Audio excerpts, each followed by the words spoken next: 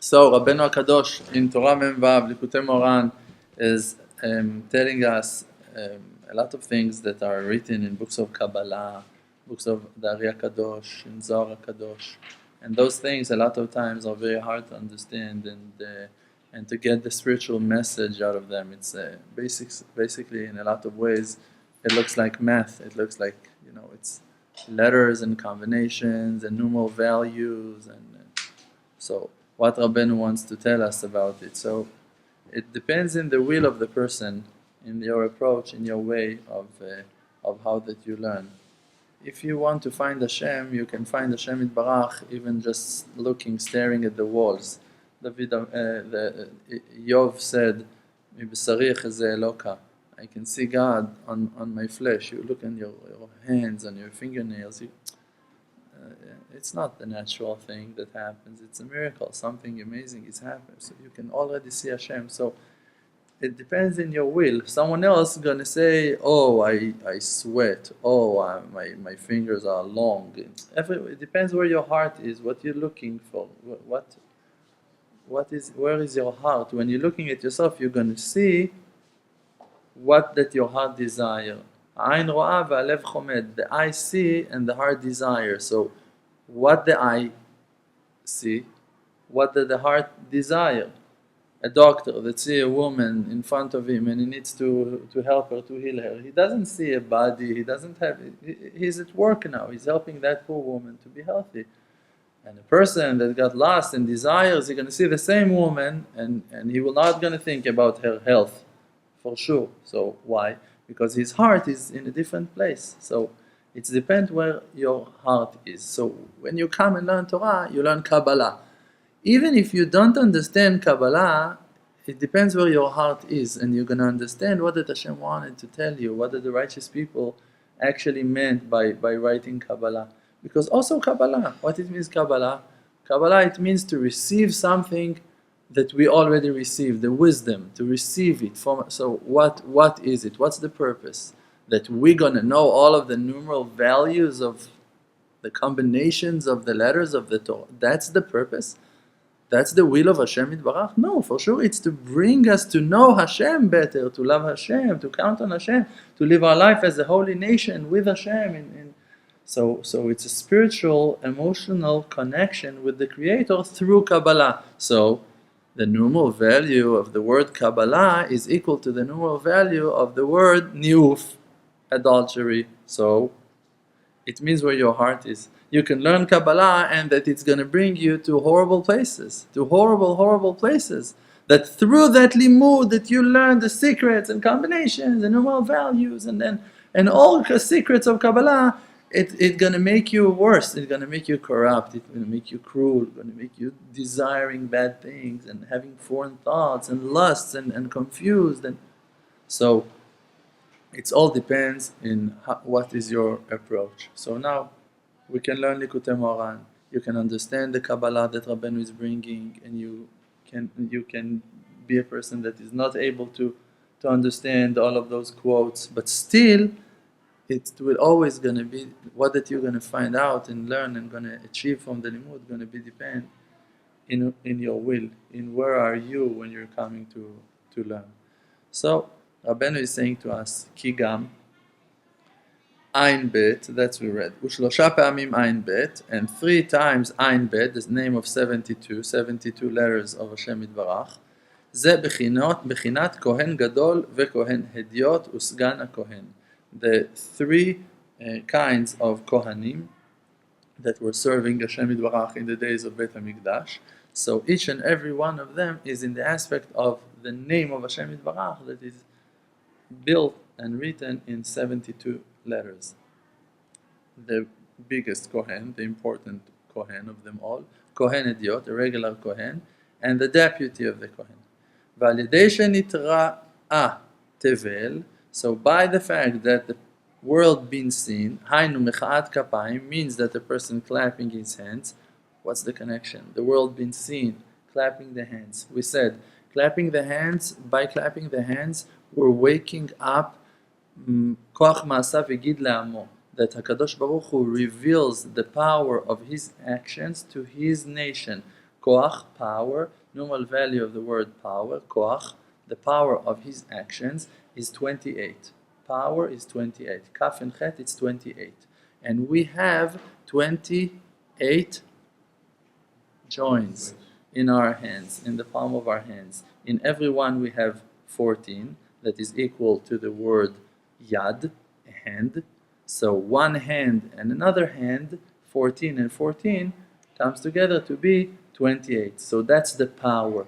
And when you clap your hands, you're reminding yourself that the Creator, He made it all.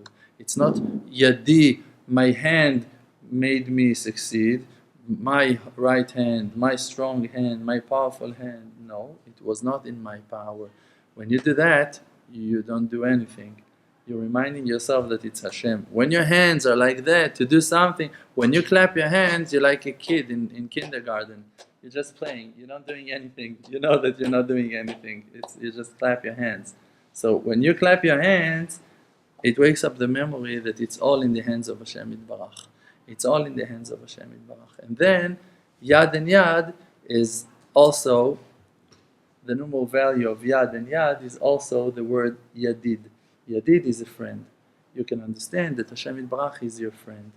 Koach and a friend, Yadid, is the same numeral value. So when you realize that Hashem Yitbarach made it all, and Hashem Yitbarach gave you everything that you have, so you come back to that love, to Hashem Yitbarach, that Hashem is your friend, and then you can count on Hashem Yitbarach more, and you can serve Hashem Yitbarach.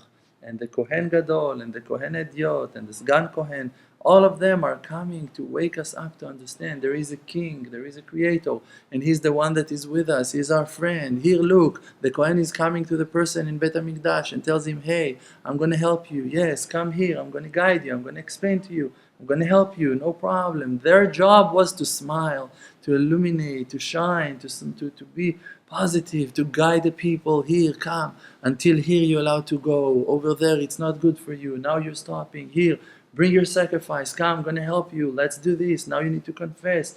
How do I confess? Okay, I'm going to tell you. You need to apologize to Hashem. They were guiding. That was their job of the Kohanim. So this is why they're representing Hashem Yitbarach with the name of 72 letters that are coming to show us the kindness and the greatness of the Creator. So when you see the world, the real world that is a creation of Hashem Yitbarach, Haynu mecha'at ha'kapayim, mean clapping the hands, al yadei zeh, so by that, he'iru berakav, so that the lightnings are shining. Nitakena machloket hanikra barak, so it's fixing all of the arguments that cause lightnings, all of the problems, the arguments, the rebukes, the insultings, the fights, the wars, all of those things are being fixed. Because, like we said in the last couple of classes, if you don't know what's going on and something happens, so then you're scared. But if you know, if, for an example, you think that you're alone in the house and suddenly you hear the door slammed, so, oy vey, something is happening. But if you know that your wife is also there, that your child is also there, so when the door slammed, for you it's obvious that it's your wife. She went from one room to the other. It's okay by you. Same noise exactly. You were busy in the same thing at all. If you are aware to the fact that there is someone over there, you don't care. It's my wife. I'm relaxed.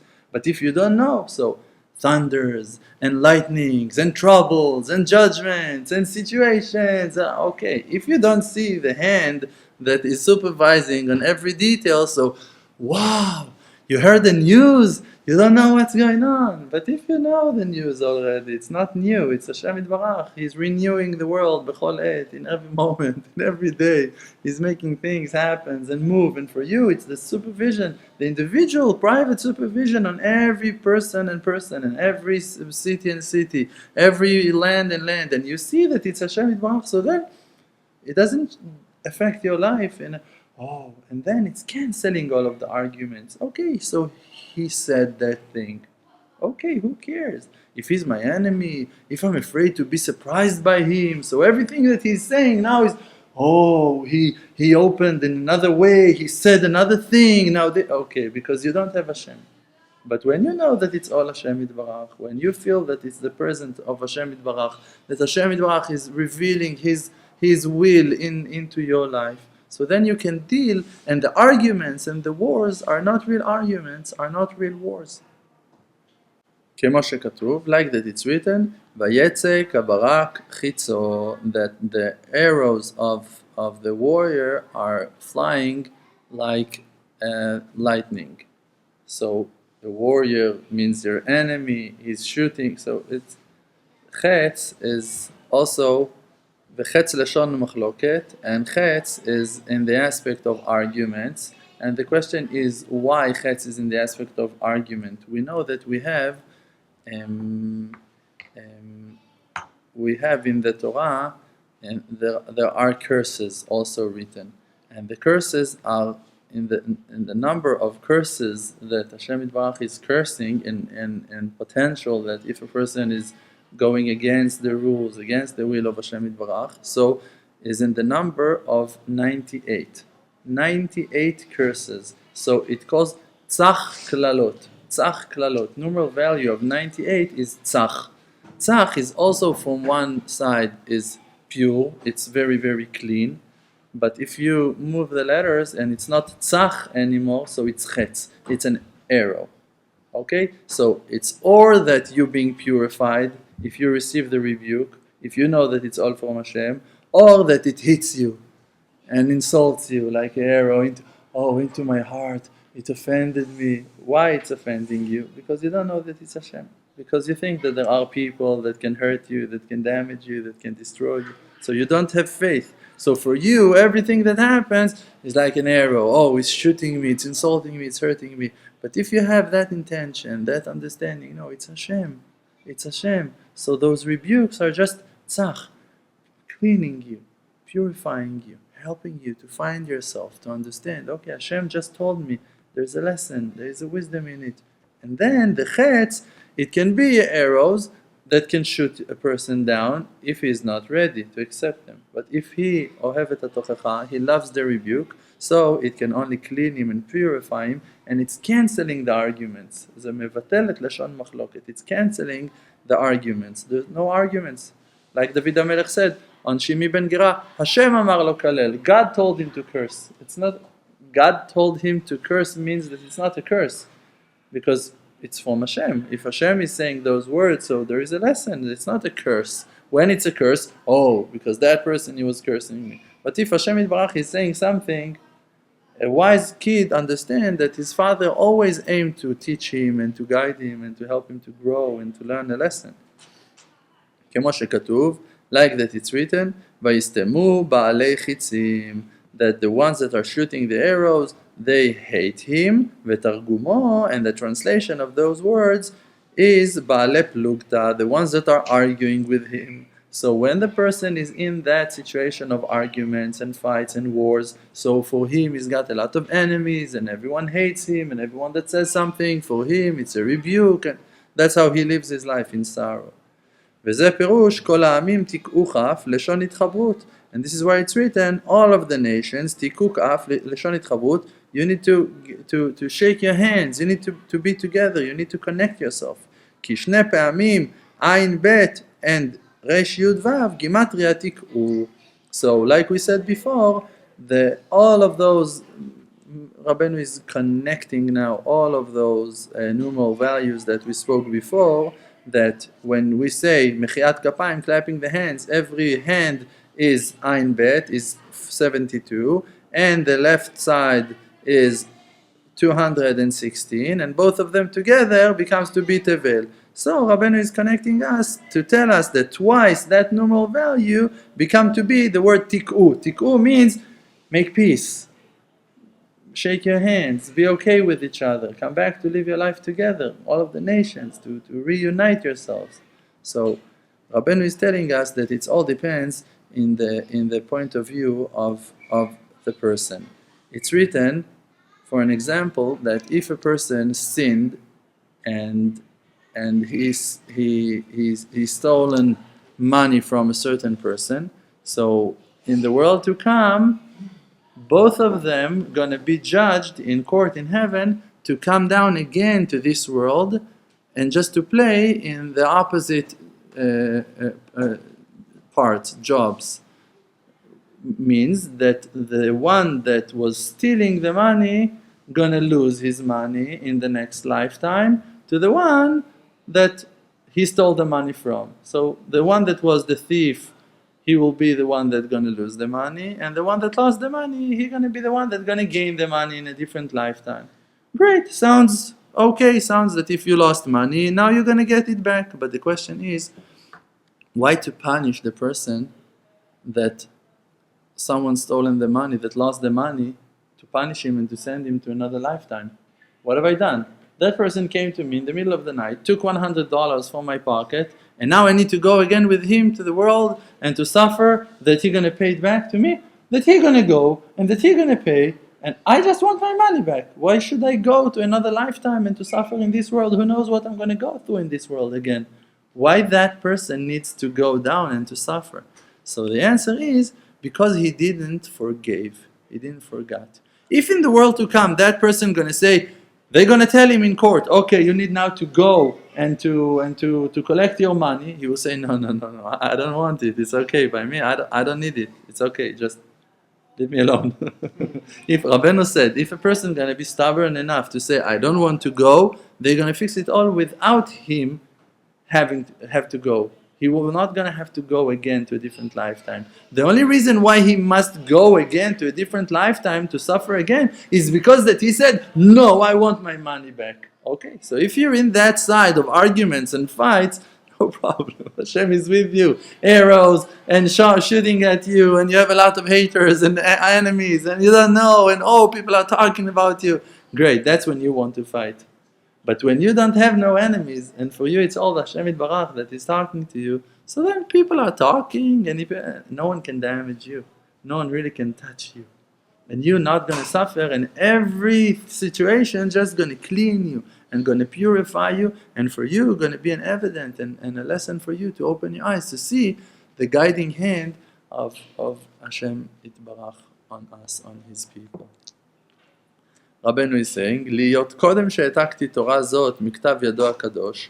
First of all, Rabbi Natan is saying, you need to know that before that I copied that Torah from his handwrite, means that Rabbeinu gave Rabbi Natan that Torah in handwrite. Rabbeinu thought about that Torah and wrote it to himself, and then he gave it to Rabbi Natan, that Rabbi Natan going to put it into the Likutei Moharan.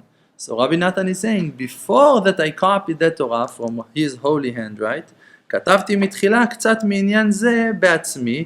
I wrote a little bit on that issue, on that topic, by myself. כפי מה ששמעתיו, from what that I heard from him. So Rabbeinu was talking on that concept, and Rabbi Natan heard him, and then Rabbi Natan was writing few things on his own from the things that he heard from Rabbeinu, but then Rabbeinu gave him a whole Torah written on that issue, complete Torah. So Rabbi Natan is saying, ולהיות קצת דברים מבוארים שם קצת יותר, and because that there are few things that when I wrote them, I explained them a little bit more from what that Rabbeinu said. When Rabbeinu wrote the Torah, he wrote it like we just learned, the finished Torah Mem Vav. But Rabbi Natan heard more explanations from Rabbeinu, and he wrote them for himself already before, and for us already before. So he said, because that there are deeper explanations over there in what that I wrote, so this is why, this is for. על כן העתקתיו גם כן, I copied it also, ושניהם כאחד טובים, and both of them are good as one. And now he's bringing it to us. וזה עניין הקעת כף אל כף בעת התפילה. And this is that issue of clapping your hands in the time of prayer. כתוב בפרי עץ חיים. It's written in the book that calls פרי עץ חיים, the fruit of tree of life. שלב הייתי ויפרפרני, that I was calm and relaxed, and Hashem came and made a big mess in my life. ויפרפרני. He made me shake. It's written in Iyov. Iyov said it. So, Shalev, the word Shalev, I was calm, I was peaceful. Gematria, Gimel Avayot veGimel Elokim. Numeral value of 3 times the name of Hashem and 3 times the name Elokim. 3 times Yud Kei Vav Kei and 3 times Elokim. וראשי תיבות של וישם לך שלום, and also וישם לך שלום, the 3 words that Hashem will give you peace, going to bless you in peace, is the same letters of the word shalev. Shalom, it's shin, lamed, it's lecha, vayasem, that Hashem will put it, it's vav, shalev. Gematria shalev, numeral value of the word shalev. דהיינו שגימל פעמים הוויה ממתיק גימל אלוקים, that 3 times the name of Hashem Yitbarach that is written in Yud Kei Vav Kei means the kindness of Hashem Yitbarach, the grace and kindness of Hashem Yitbarach. Mamtik is sweetening. Sweeten means cancelling the 3 kinds of judgments, the 3 ways of the supervision of Hashem Yitbarach that is revealing itself in judgments, in Elokim. Ki yesh gimel yadayim, because there are 3 hands, Yad HaGdola, the large hand, Veyad HaChazaka, and the strong hand, Veyad HaRama, and the highest hand. Vehen Yad Yemin, and it's the right hand. Hu Yad HaGdola, it's the large hand. Yad HaSmol, the left hand, it's Yad HaChazaka, it's the strong hand.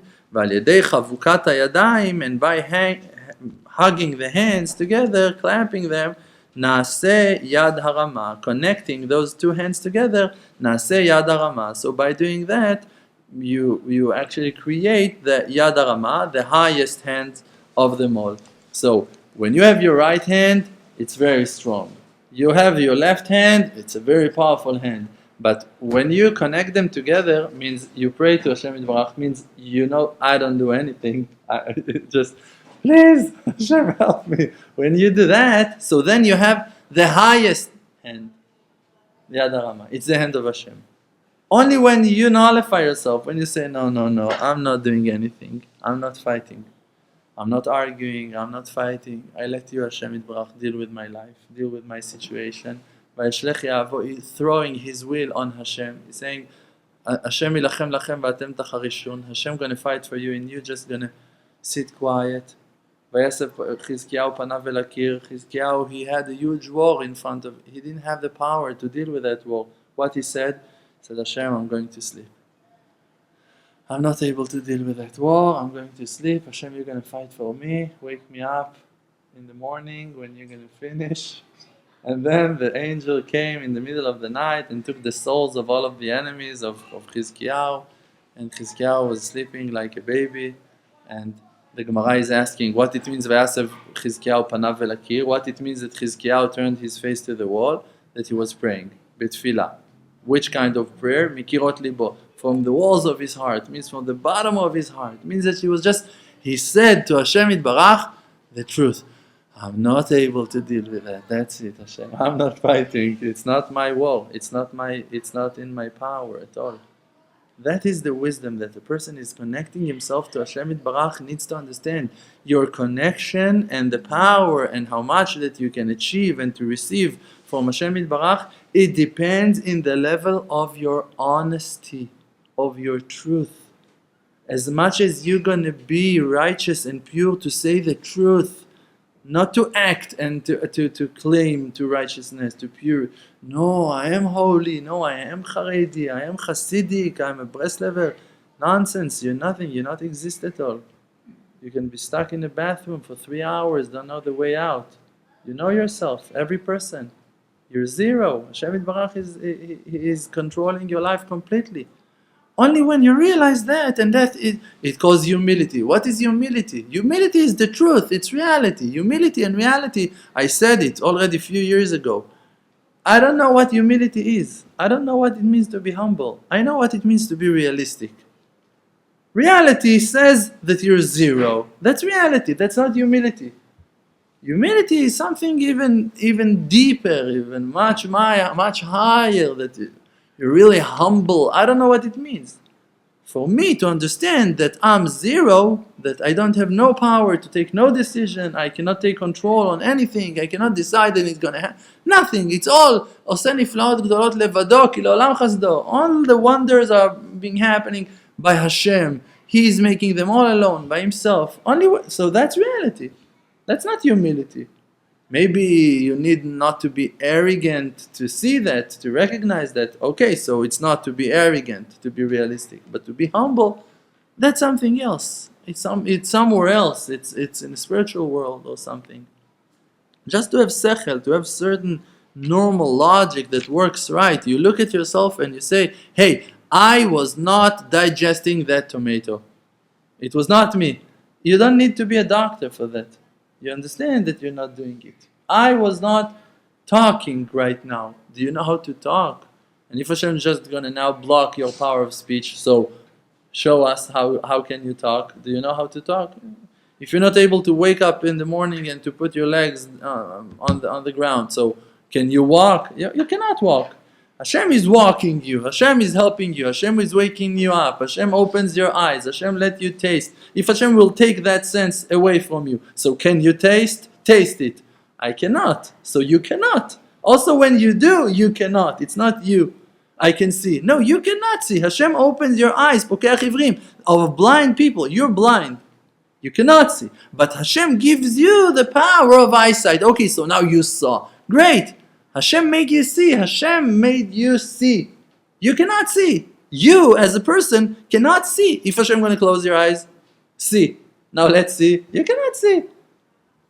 You cannot.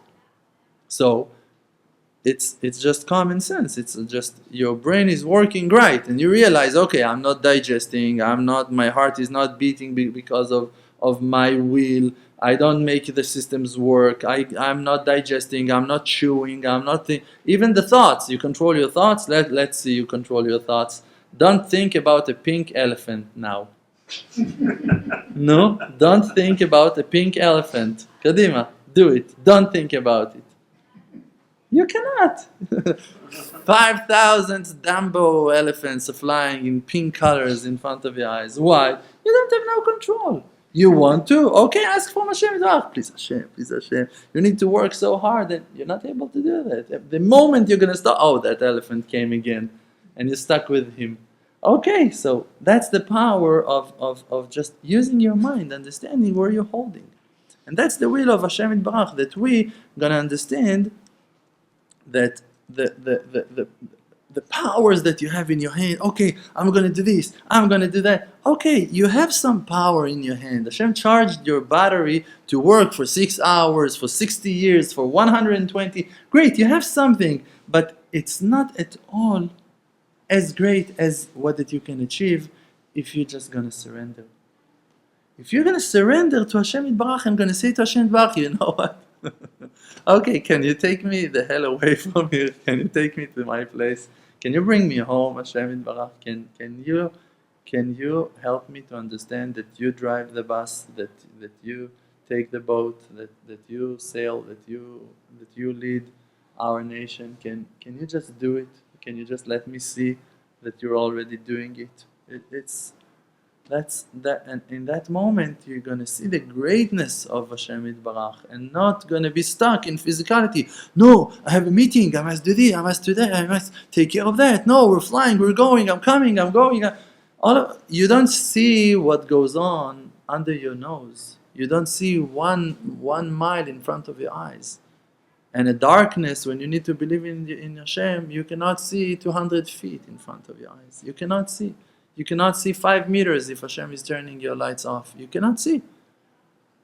Once I was driving with my family in the middle of the night in the desert. We went from the Dead Sea to Eilat, and I pulled the car at the side of the road, and we turned off all of the lights. And we couldn't see ourselves in the desert. We couldn't see, in the car you couldn't see anything. And we went outside from the car and we saw the stars and stuff. So you cannot see. But if you go and you start observing and looking, suddenly Hashem can open the sky for you. When there is light, you cannot see the sky. When you try to put all of your effort, no, I'm going to see, you're not going to see. The light going to blind you, you're not going to be able to see the stars. But when you turn off all of the lights and you just sit and you wait and you look and you focus and you think, and suddenly, oh, there's another star over there, and suddenly another star over there. You can see much more. You can see much, much more than what that you can achieve with your physical abilities. And no, you're not exist at all. So let Hashem Yitbarach do the job for you. And that I'm saying to all of my stupid students that are not listening to my advice. You don't count on Hashem Yitbarach. You don't count on Hashem Yitbarach. All of the time you're suffering because you're working so hard on doing and achieving and finding and thinking. If you would know how to think, great. If you would know how to do, wonderful. But you don't know. And because Hashem doesn't let you know, because Hashem doesn't want you, because that's not how you should spend your life. You're not supposed to be that person that knows all and understands. No, you need to be that smiling person that is just flowing, that is just happy, that is just thanking to Hashem and praying on salvations and being innocent, tamim, simple, pashut with Hashem. Tmimut v'pshitut, I don't know anything, Hashem. I want you to help me. Please help me, Hashem. That's what Hashem wants from you. If Hashem would want to make you a programmer, a genius, a designer, okay, He would make you. But you look at yourself, you don't know how to design your breakfast. You don't have a clue what you feel like eating. My kids are asking me, what I'm going to eat. Why are you asking me? What you want to eat? I don't know. Okay, so don't eat. So think about it and eat. You want me to tell you what to eat? It's not that he's asking if he can make an omelette to himself or he can make a toast. It's not that. He don't want to think. He wants me to tell him what to eat. I won't tell you what to eat. Tell me what you want to eat. You feel like eating crackers, you want bread, you want hummus, you want vegetables. What do you want? An egg? What do you want? A toast? What do you want? Tell me. Can you tell me? No. No way. I'm not going to tell you what to eat. You need to think by yourself. What do you think I should do? You should think what you think what is good for you to do. You want to hear my advice? I'm going to tell you my opinion, what I would do if I would be in that situation. I'm not going to tell you what to do. I'm not guiding you. I was going to share with you how I'm thinking in breakfast, not how what to do. I'm going to tell you that when I'm waking up in the morning, I finish praying, I will finish mikveh, and then I'm thinking about eating, I'm thinking with myself, if I have enough time, if I don't have enough time, what do I feel like eating? Should I eat? Shouldn't I eat? What's the time now? What's my schedule? And maybe someone else is hungry also. I'm going to put all of the details and then I'm going to come up with the answer. So now what do you want to eat? It's your question, it's not my question. I'm not going to tell you what to eat. Hashem Yitbarach, He wants us to find ourselves. He wants you to be who that you are. He wants you to find your inner connection to the Avodat Hashem. And if you always try to make sure and to work and to create and to do, you lose Hashem. You lose the power, the highest power of them all, the highest hand, that is the hand of the personal supervision on your life, that is guiding you and creating and designing and illustrating your life. And you just refuse to nullify yourself to that and to accept it. But in the moment that you're just going to say, you know what, I'm surrendering. I give you the keys. Here, Hashem, run the show. Drive me, take me. In that moment, you're going to speed up. You're going to launch. You're going to find yourself in such high places that you cannot reach by yourself. No matter how hard you're going to work, no matter how hard you're going to work. I saw it so many times in my life, that I had so many things to do and so many things where I was behind and I wasn't completing them yet, and I had to finish before of this date and you cannot. So what you need to do, you need to listen to the voice of Tzaddikim, Rabbeinu Kadosh, in Torah, Kuf Nun Hei. Again and again, the most important Torah in Likutei Moharan, the most important Torah. Rabbeinu is saying you should buy that Torah. Kneh ve'al timkor. To buy it and not sell it to no one. Buy it, it's going to be yours. Kuf Nun Hei, 155. And Rabbeinu is saying that a person is suffering from sadness and heaviness and laziness and is not praying like he should only because of lack of faith. And then he's saying that when he's explaining what it means to have complete faith, when you have complete patience, savlanut, you can breathe. you can accept everything that you're going through in your life and not to lose your mind because of that. Not lose your mind because of something going on against your plan, against your will, to waking up your fears of dealing with people, with situations. No, relax. So you're going to have to confront your father. So you're going to have to confront your mother. So you're going to have to apologize to your landlord. You're so afraid of those situations that you're ready to fight with the world and to lose your temper and to hate everyone and to scream on every person in the world, and especially to hate your wife and to blame her in everything that happens to you in your, just because that she is waking you up to understand that you're afraid to deal with your father, that you're afraid to confront your mother. But who cares about your mother? What's the problem to tell your mother, I'm sorry, we're not coming? No, you're so terrified and you so don't want to deal with it. Apologize to your mother. Hi, mommy, I'm sorry. We cannot come. What's the problem? No, but I see it in my life. I'm calling to my parents. I have two things, or to satisfy them or to disappoint them. That's the whole conversation. That's in my head, that's what I have. Or I am making them happy and pleasing them now, following their will, doing what they wish that to see me, to hear me, or that I'm going to upset them and going to make them disappointed. So I'm saying to myself, what's the use? That's not the connection that I want to have with my parents. And if that's all of what we have, so I rather to live my life quietly. I'm going to talk that conversation once a week.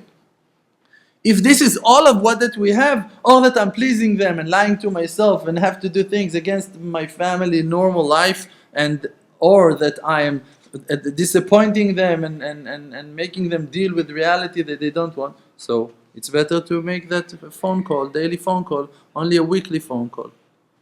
Because it's not the right way. That's not how you should run your life. That's not how you should work. So you're afraid to deal with that person. You're afraid to say to that person something that's going to disappoint him. Deal with your fears. It's better for you to deal with your fears and to call and to say, yes, I'm sorry, I'm apologizing, I didn't mean to hurt you, I'm sorry that it happened like that, I'm sorry, if it was my mistake, I'm apologizing. What now can happen? Like I told you, when that person tried to steal my property, tried to take my house, he really, literally tried to take my house. And I went and I consulted with Rav Stern, and Rav Stern told me, why are you so afraid? What can he do to you? Why are you afraid of him? That he gonna slap you in your face? And then what's gonna happen? Okay, so now what? Oh, it's gonna be a little bit stronger. Okay, stronger. And now what? What happened? Another one, another one, another one. What happened? When you hate yourself, you can deal with it, right? But when someone else is doing it, no. So it's not the slappings, it's not the stirot. You're not afraid of it. You're afraid of yourself. You have problems in your nefesh. You don't want to be threatened. You don't want to be terrified. What's going to happen to you? So you're going to take one punch to your face, and then what? If now you're going to look at him, after that he's going to punch you, and you're going to make one step to his direction, he's running like a mice. He will not going to know what to do with himself. Stand up back on your legs and look at him. So now your mother going to tell you, you're disappointing me. So tell her, I'm sorry. And now what? What can happen to you? You have a 3-year-old child, terrified, lives inside your body, that is taking decisions for you, and that's it, and you're not functioning. And now you need to do? You need to make up stories, and not to hide from your wife, and to hide from yourself, and to hide from your children, and to hide from your parents. And all of your life you live like a coward, you live your life like a thief. No, you talk to your mother and you cannot say to your wife. And you spoke to your wife and you cannot tell your mother what that your wife said. Okay, so, and who are you now? You're a snake. Instead of being straight and saying, hi, I'm sorry, we're not able to come. I'm sorry, yes, oh, I'm apologizing. Okay, I'm really sorry. Yes, I hear you. I'm sorry, really, yes. I'm sorry. Okay. Another 17 times, and then see you soon. That's it. Be straight. Be who that you are. Oh, you're disappointing. Deal. So you're disappointing. I'm sorry. I'm sorry. I didn't mean to insult you, to hurt you. I'm sorry. What do you want? No, you don't understand. I'll call you in 5 minutes. Yes, in 2 minutes. Texting. Oh, what do you say? No, and then I need to make up stories and fantasies and more imaginations, and then you lie and you forget what you lied and you don't remember, and then why you didn't tell me, and why you didn't remember, and why you didn't mention, and why you just this, and why to live your life like a snake when you can live your life like a human being? The reason is because you're afraid and you don't want to deal with your fear. But if you're just going to deal with your fear and just going to admit, you're not going to be afraid of no canceling and no failures in your life, and you're just going to deal with them. Like Rabbeinu is saying, an aspect of being humble, you're doing your job and you're not afraid of no canceling and no confusions in his avodah. Just he's doing what that he can do, and then nothing can confuse him because he doesn't care. He's just doing what his part in avodat Hashem. He's just doing what he can do. He's one person with 2 hands, with 2 legs, hopefully, and barely functioning and apologizing. What can you do more than that? If you have the ability to admit, to say to Hashem, Hashem, I love you, Hashem, I'm sorry, I'm not waking up for nets. What do you want? I'm sorry. Wake me up. If you can wake me up for nets, I'm going to wake up for nets. But if you're not waking me up, how I'm going to wake up? Am I in charge on me waking up? We're saying in the morning, Pokach Ivrim, Metir Asurim, that you waking me up. So we just said it, that you're waking me up. So why that I'm going to hate myself on not waking up? If Hashem is waking me up at 8 or at 9 or at 10, and the Siddur and the Torah is saying that Hashem is the one that wakes you up, so why that I'm going to be upset on myself that I haven't woke up? Why?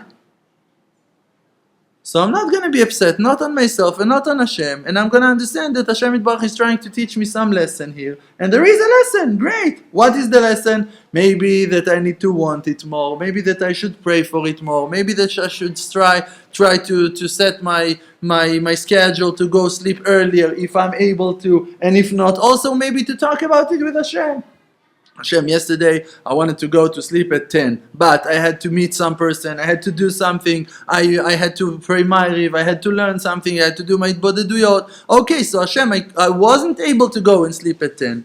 I wasn't able. So today in the morning again I woke up late. So Hashem Yitbarach, what do you want me? Not to do it bodeduyot? You don't want me to make those meetings that are so important? What do you want me? Not to pray Ma'ariv, Hashem Yitbarach?